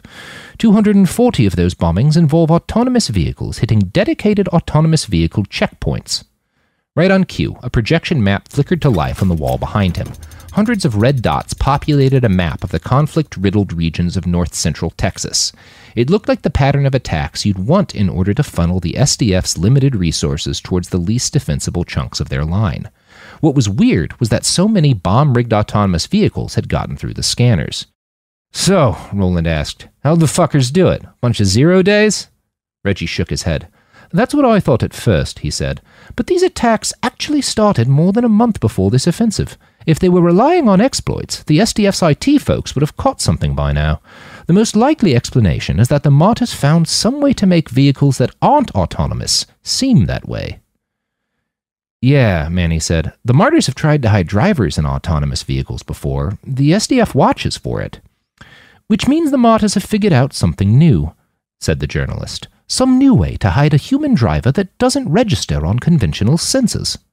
"And that way is?" Nanayazi asked. Reggie's face reddened. He grunted and swallowed and then spoke. "I've got no idea, but I think I know where they're putting these new vehicles together." He snapped his fingers, and the projected image changed to a map of a city called McKinney in the Dallas suburbs. It zoomed into an aerial shot of one enormous factory building near the outskirts of the city.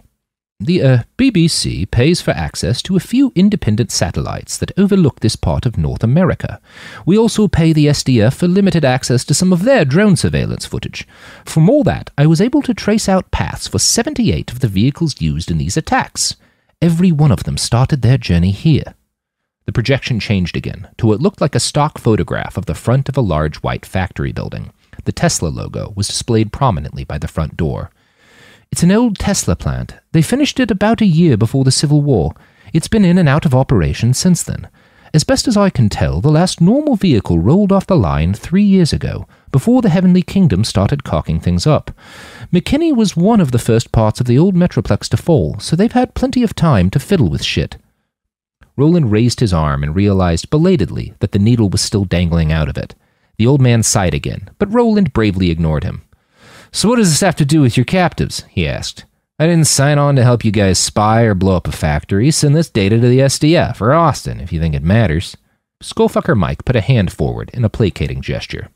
"We're not asking you to do anything about this," he said, "but you and Manny will be our only eyes and ears inside the kingdom. If you get a hint of how they've accomplished all this, it'll be valuable to us and the SDF. We'll find a way to make it worth your while." "I mean, the drinks are free, right?" Roland asked. "I don't know what else you got that I might want." Mike smiled and gestured to Roland's backpack of narcotics, which sat next to him on the big redwood table. "By my count, you've gone through about half your stash since coming out here. If you're able to get us any worthwhile info, I'll make sure the bag's full before you leave." Roland narrowed his eyes. It would be a giant pain in the ass to find good Percocet between here and Camel Toe. He sighed.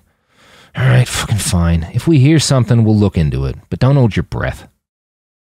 After the meeting, Skullfucker Mike took Roland down to the city's makeshift morgue so he could steal a dead man's face.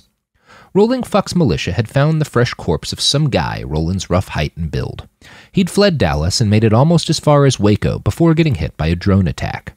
The poor fucker'd been gutted by shrapnel, but his face was intact enough for Roland's chameleon implant. Roland hadn't used the thing in so long, he worried it might not work. He stared down at the man's face and took in his features. The fellow was white, but his skin was burnt a deep reddish brown. He'd clearly spent a lot of time under the Texas sun. He appeared to be in his early 40s and clearly hadn't taken many Juven treatments. His hairline was fine, but the man's eyes and the edges of his lips were creased with wrinkles. His dead, staring eyes were blue. There were deep, dark bags beneath them.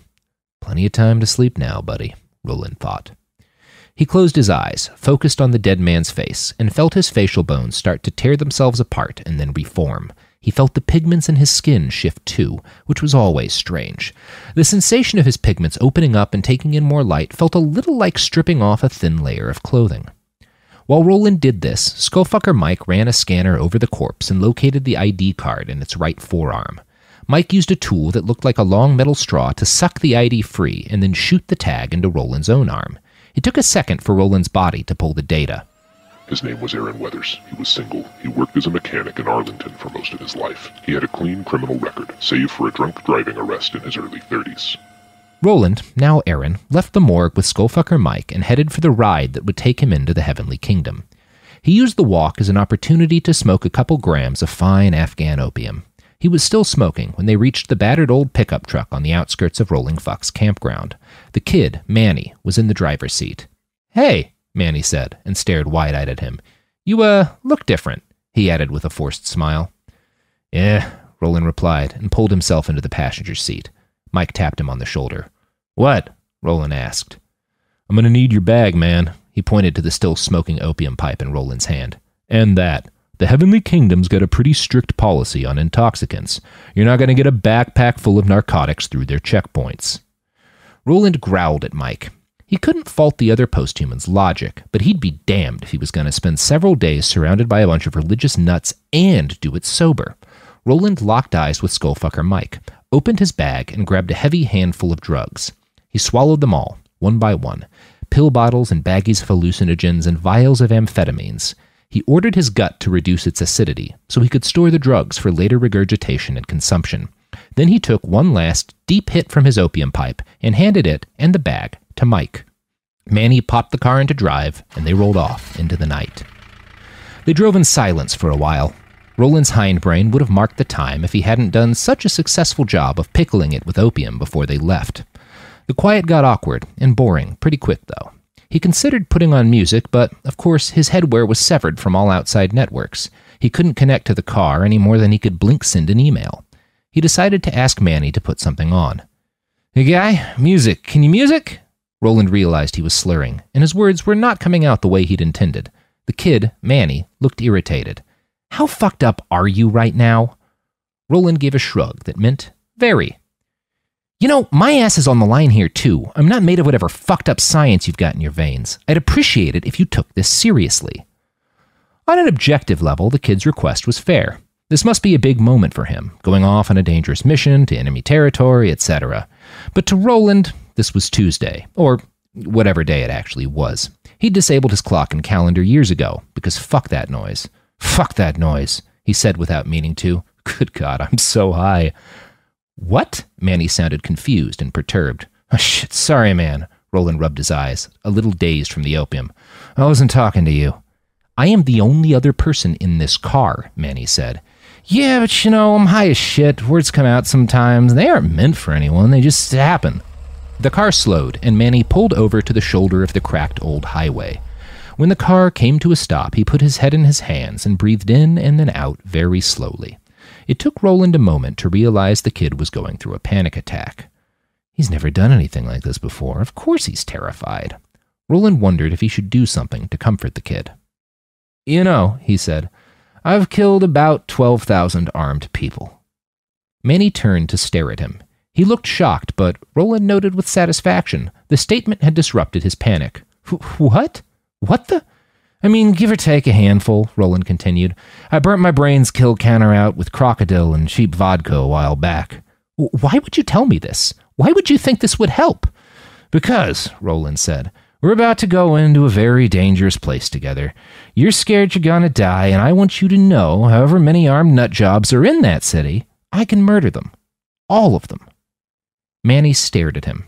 He still looked terrified and vaguely pissed, but his heart rate was steadier. His breathing had slowed. Roland declared his gambit a success. Okay, the kid finally said. That's actually comforting. Thank you. There was silence for a beat, and then Roland spoke again. That all said, I'd prefer not to kill anyone. I'd really prefer that. I was on a pretty good no-murder streak until a couple days back. I'm trying to stay on the wagon, so, talk well. Be a good face man. This'll all be easier if I don't have to commit murder. Manny looked a bit nervous again, but he popped the car into drive and rolled back onto the highway. I'll do my best, he said. They were an hour outside of Dallas when they hit the first checkpoint, and the Kingdom's guards ordered them out of the truck. Roland stepped out with his hands up. Manny'd done the same. The guards scanned them, verified their status as Republic citizens, and then the questioning started. What brings you to the Heavenly Kingdom? Their leader, a fat man with a Kalashnikov, asked Manny. We heard about the amnesty, Manny replied, and we thought it sounded good. We want to live under the rule of God. The fat man grunted. So you're both good, God-fearing men, then? Yes, sir, Manny nodded. Of course, and praise be to God for all the victories you've won here. The fat man sniffed at the air and looked over to his partner. I'm not wild about another in here. Hanson, you think we need any more Mexicans? Hanson shrugged. Orders say the faithful are all welcome. Yeah, the fat guy continued, if they're faithful. He looked back to Manny. Why'd it take a couple of devout men like yourselves so long to make a break for the Heavenly Kingdom? We've been at this fight for a while, you know. I mean, we were scared, and we weren't sure what to believe. What you're supposed to believe is the word of God, the man snarled, and that's as clear as day to everyone who lives inside the kingdom. He looked back at his men and smiled an evil, wolfy grin.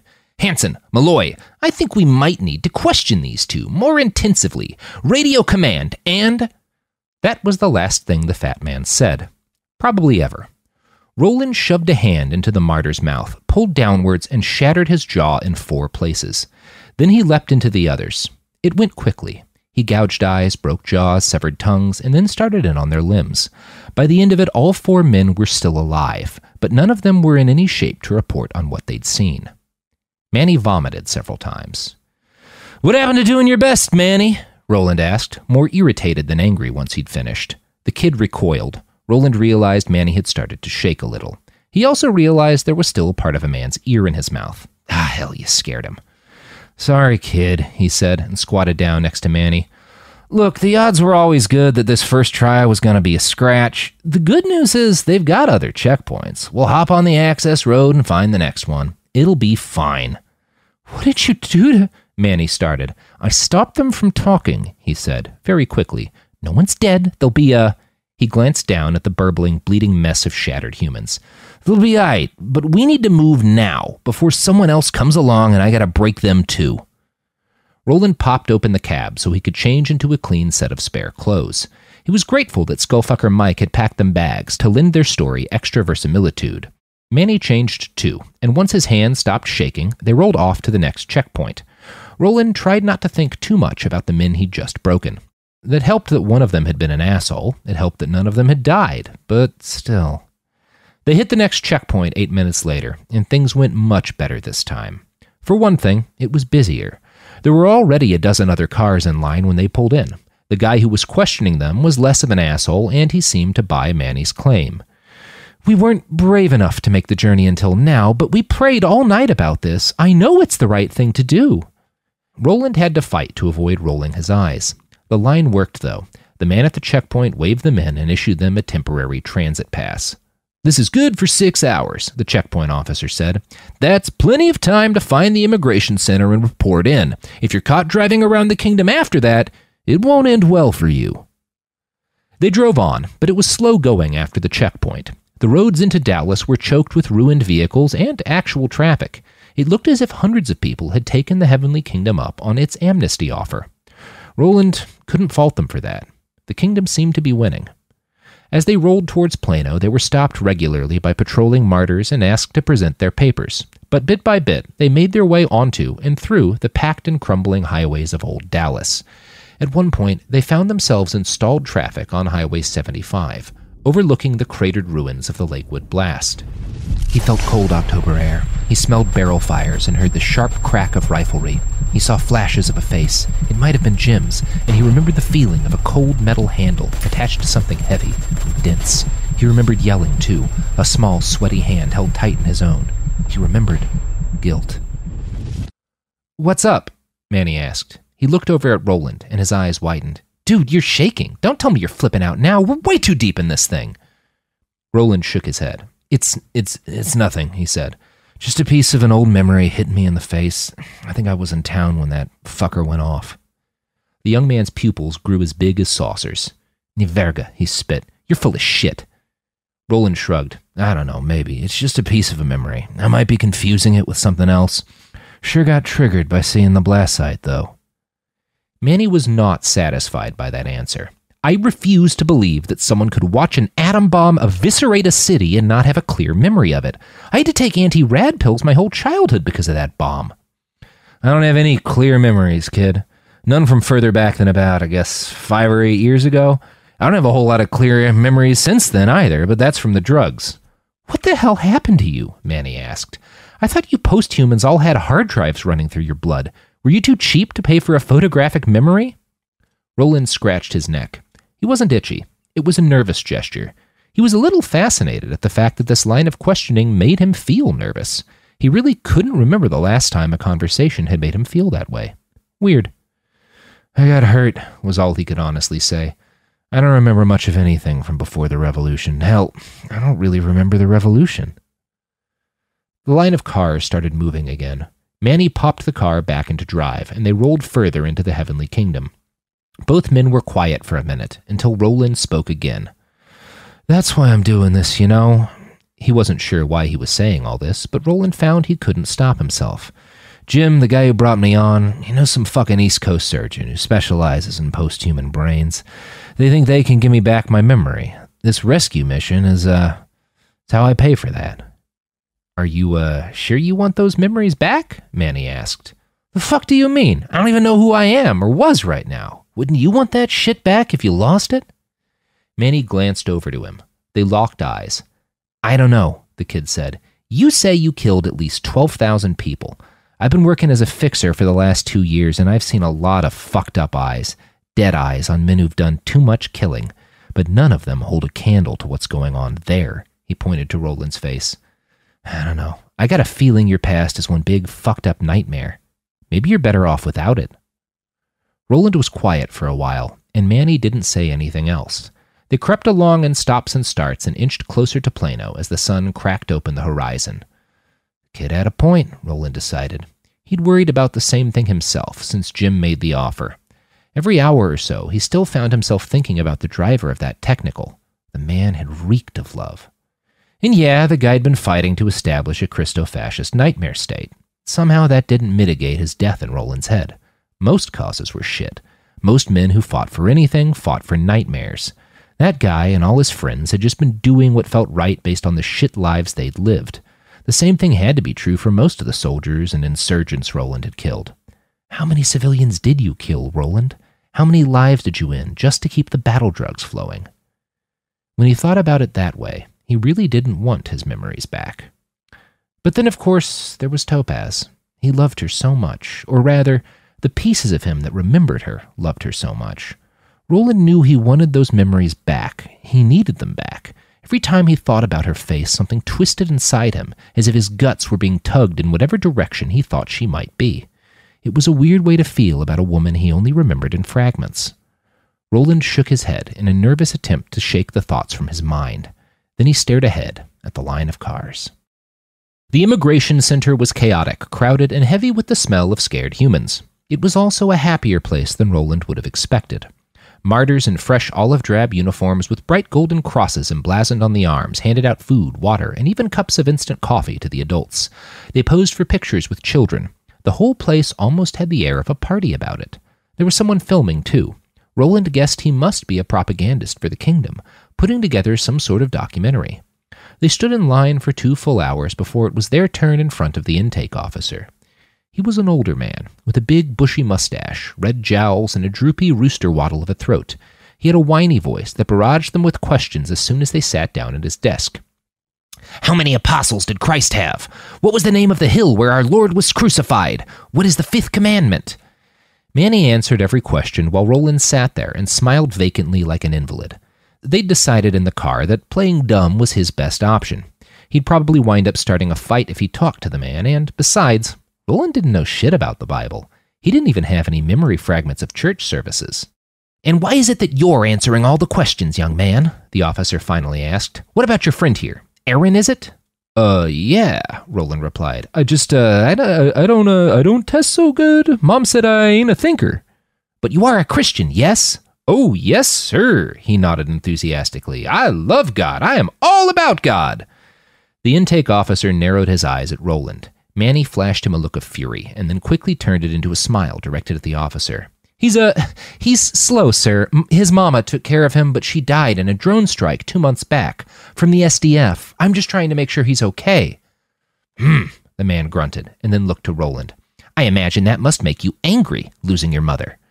Roland nodded and put on his best facsimile of an angry face. They're bad men. I want to hurt them back. The intake officer chuckled. Well, I've got good news for you then. The Heavenly Kingdom needs soldiers. I'm sending you both to a training platoon. In a few days, you'll be martyrs, and you'll have a chance to get your revenge. Wait, Manny asked. We're being drafted? The officer narrowed his piggy eyes. The Heavenly Kingdom is fighting for its life, boys. Every person we let in has a job. There are no shirkers here, no layabouts. If you aren't willing to help build the kingdom of God on earth, we have no use for you. And I've decided you boys will best serve God in our infantry. And just like that, Roland found himself inducted into a military for what was, at least, the 2nd time in his life. The intake officer gave them more papers, signed a mustering order, and sent them off with directions to find the barracks that was, apparently, their new home. Manny handled the rest of the interaction well. He even managed to act enthusiastic after his first startled outburst. But once they were out of earshot, back in the truck, he started to hyperventilate again. It looked like another panic attack. Mierda, he cursed. This was such a fucking bad idea. Hey, Roland patted the kid on the shoulder. It's gonna be all right, buddy. Some aspect of his comforting tactic must have gone wrong, because the kid just looked pissed.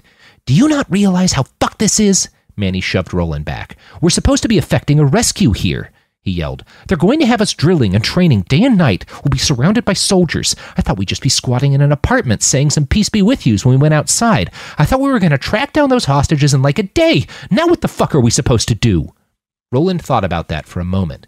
He thought about the martyrs he'd faced on the battlefield 3 days ago, in their motley armor and battered, rusted weaponry.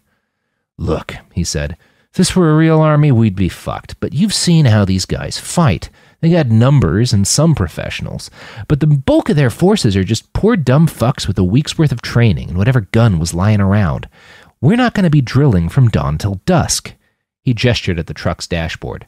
They're letting us drive our own fucking truck up there. This ain't going to be like a real army. I guarantee you we'll have time to do our shit. Stay calm, stick close to me, do what I do. I'm real fucking good at soldiering. If you follow my lead, they'll love us, and our job will be that much easier." "And what if something goes wrong?" Manny asked. "What if they catch us?"